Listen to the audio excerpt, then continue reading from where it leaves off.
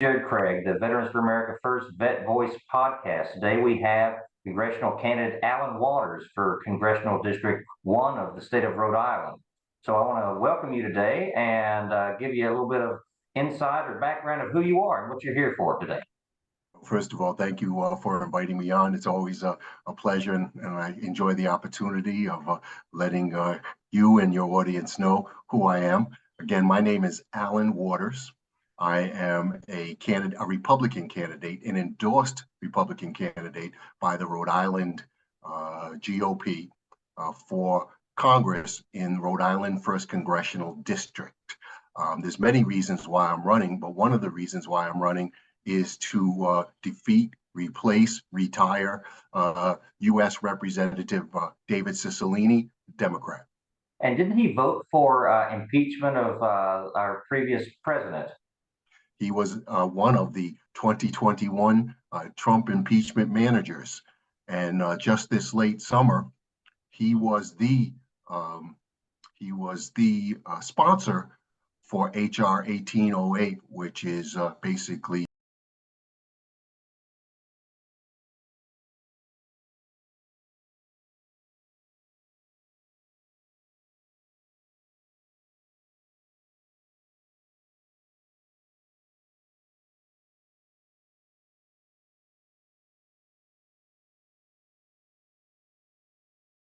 well, the answer is I didn't have an proponent, so yes, I did. Oh, right. However it we'll goes. take that. We'll take that.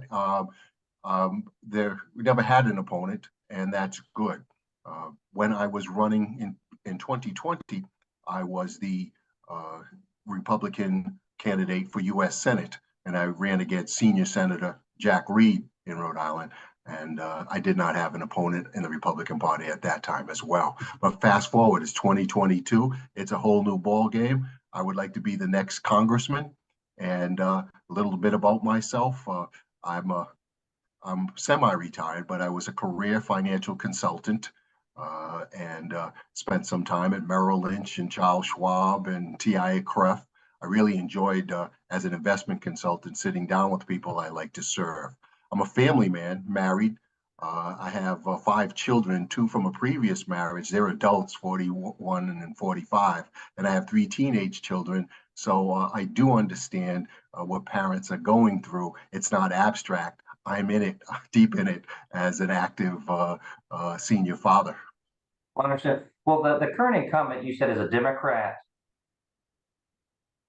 Is that correct? The current incumbent is David Cicilline? Yes, David Cicilline is a Democrat. I think he's going on his 5th term, maybe 6th, but he was also the former mayor of Providence, Rhode Island. And when he left, he told a fib. The financial, we were assuming, the public was assuming that the city of Providence was in good financial shape based on what he said. But once he won his first election to Congress, he had to confess that he left the financials were somewhat in a mess. Well, as you're going through your district, have you noticed a change in the citizenry, your support? Have you seen a change from people who have historically voted in Democratic races that may be willing to vote for you this time and to get David Cicilline out of office? Well, I tell you, one of the political demographics of our state, which is actually like Massachusetts, that there are more independents, unenrolled or unaffiliated, depending on where you come from, than there are Republicans and Democrats combined. So we do have now of course, some people are independent, but they definitely vote Democrat or definitely vote Republican. But in this case, we have, as I would say in every state, you'd have the moderate, maybe even they would consider themselves conservative, but moderate Democrats that may not be comfortable with the fact that the party continues to lurch more leftward, perhaps trying to appeal to its younger, more progressive base. And that is a problem for the Democratic Party because there's a lot of, I believe, Democrats that don't necessarily agree with some of the philosophies that they do. This lurch towards leftism, collectivism, Marxism, maybe even some junior communists And I think that they don't, a lot of the young don't understand, but they're full of their self. So it's hard to get the message across how socialism has failed and failed and failed again. Yeah, and I've noticed in many different interviews about the foothold has gone so far left that the people who have historically voted Democratic, the blue dogs, the more fiscally conservatives, have really no Democratic representation to vote for. They're almost They're really, forced. they're the bulldog or the blue dog uh, caucus or whatever they call themselves. They certainly are shrinking. But for me, those are the Democrats that I wish still existed, because then we can argue back and forth about policy and other things. But we have such a Marxist problem now in this country. One of the reasons I'm running is to help save America. That we're so polarized, and the left continues to divide us by sex, by race, and all probably in the handbook of a Marxist handbook on what they're doing. So I'm really afraid for our country, but I believe just in the past we will survive. But we need to get more Republicans in office. But when we do, instead of the last time we had the House and Senate and really didn't accomplish much, we need to accomplish a lot, because the clock is always ticking before it shifts back to the Democratic Party. Well, your platform, I've read through your website, I did a little homework, but share with our guests what your main points of your platform are and how you can set yourself apart from your opponent. Well, I'll tell you, my overall philosophy is we need to continue to grow the economy. If we don't do that, uh, it collapses on ourselves. We become a weaker nation. And part of the vibrancy is to make sure that we have good job creation, use free enterprise at its fullest. I also believe in things such as we need to preserve our American culture, the culture that has to do with Judeo-Christian ethics in the background, but also fierce self-reliance. This collectivism, this government taking care of more and more people, whether they're citizens or not, that's not good for this country. But one of the things that we are failing greatly with the Biden administration is the primary role of the government is to protect the American people from both foreign and domestic threats. And they're not doing that. And we have to stop asking why, because they're continuing to do it without the answer. And however they're trying to drive this country into the ground, we need to make sure that the American people, the American citizens, are protected. And whether it's from uh, our more or less our commercial competition in the global sense, such as Russia and China. I think China goes much deeper than that, but I'll leave that alone. But also, just the mere fact that we have open borders, and under this president, we've had millions of people come across, and those are the ones that are counted. So, in any statistical format, in a million people, there must be some pretty ruthless bad guys, whether they're criminals, terrorists, spies, or whatever. And we have a presidential administration that's not doing its job. I call it, if you're military, ex-military, I call it dereliction of duty. Perhaps not under the military code, but under the other definition that they refuse to do their job. For violation of oath, even in civil. That's right. Well, you hit the nail on the head is where I was going with. You brought up an international issue that has now become a domestic issue, the immigration and the influx of illegal aliens. And I understand that you have a strong opinion or strong feeling about school choice. Is that Yes, I correct? do. I absolutely do. Before I go on, you did mention my website, and I would just like to tell you and our audience that my uh, website address is allenrwaters.com. That's ALLEN. My middle initial is R, and Waters with one T. And please visit us. And if you want to pitch in, we always can use the help there. So back to school choice. School choice, I'm a graduate, K through 12, of the Providence Public Schools. I went to one school, kindergarten through eighth grade. Uh, and then high school was one of the best high school in the States. A public school is called classical, still highly rated in the United States, even though demographics and times have changed. So I was blessed being able to stay in a school system, and it worked for me. But several years ago, at least, our school system failed and the state took it over, but the state's not doing any better.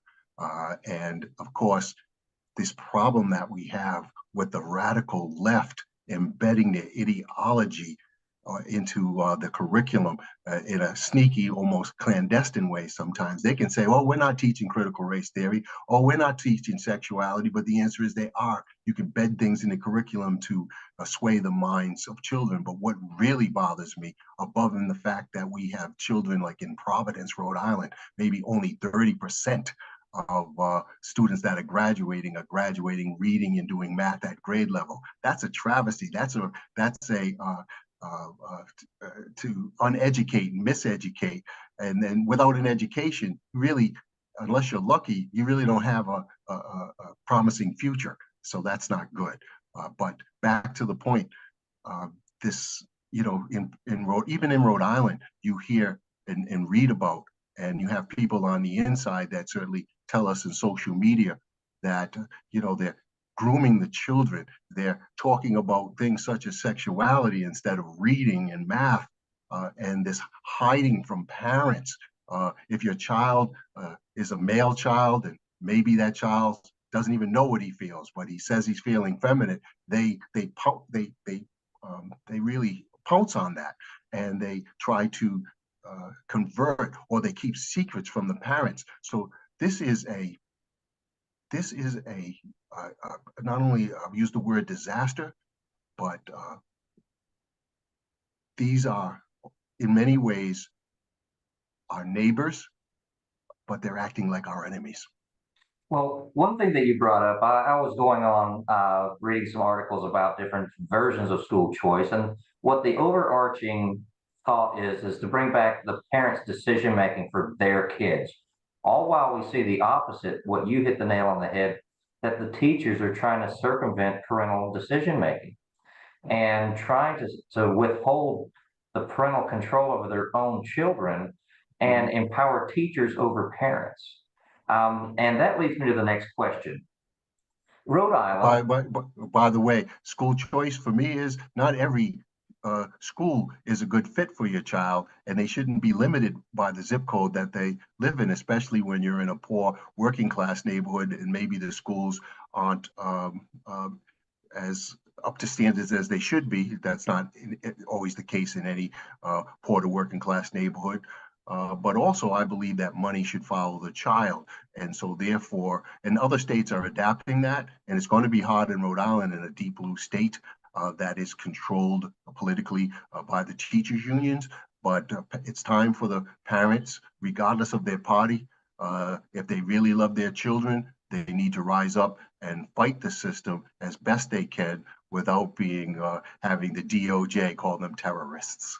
Well, are there other schools sufficient for the options? We can have school choice, but are there options out there right now for students and parents of students in Rhode Island to choose better schools over the other? That if you have a school in a low productive or a low graduation or low standard educational standard, or I keep saying standard, are there options? Are there schools that would be sufficient to take on additional students in Rhode Island? Well, you know, we do have publicly funded charter schools. We have them in the city of Providence. We have them. Some of them are truly just academics, and certainly we have regional trade schools. And I think that's underemphasized, because when you look at the average, especially in the Northeast, when you look at the average wage of a plumber or electrician, kind of like stereotypical, but there's so many other trades out there and sub trades within those, versus the average college graduate, and pretty much they're pretty close to the same. So a lot of people are being pushed into college, and that's a good thing for the knowledge, but ultimately, does it improve your human capital ability to earn wages and earnings? But back to what you were saying, we do have different choices here, but there's not enough, and there's so many children that are being left behind year after year. And then we have the problem, such, again, not to hop on my own Providence Public Schools, But what we have here is we have grade inflation. They're just graduating children that actually have flunked out, but they make sure that nobody flunks. Well, that's why they maintain their funding. Their federal funding is based upon their production or their pass rates. Well, Alan Waters, I want you to close out by telling the people why they need to come out and support your campaign to contact you however they can by your website, social media, phone calls, and explain to the people of Rhode Island and the United States why we need Alan Waters in Congress.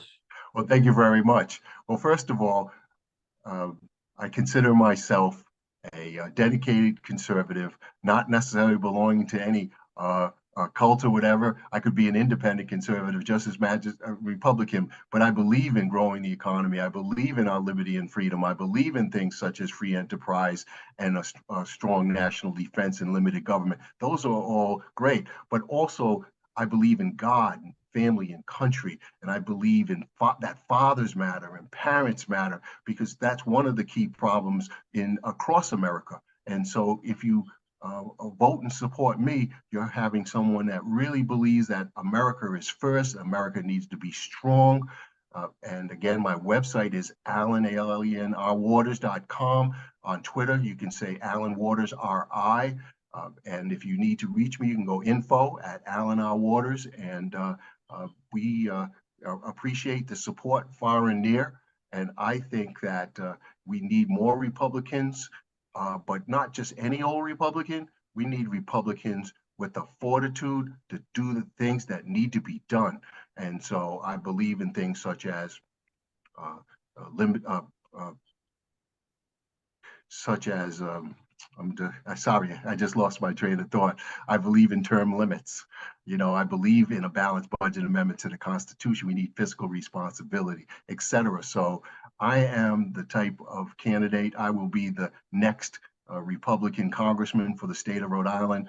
And people can depend on me, whether it's my constituents, whether it's people in my state, but every single American, that I will do the right thing and that I will put us first in the world. Well, with so many problems going on in the United States, it's great to hear someone who's trying to solve them as opposed to create them. So thank you, Mr. Waters. I look Thank forward you to so seeing much. you on the campaign trail. I'm sure you've got some doors to knock and phone calls to make. So thank you for spending your time with me today. And you have a good one. If you need anything, let me know. I certainly will. And again, thank you for having me on. All right. Thank you very much.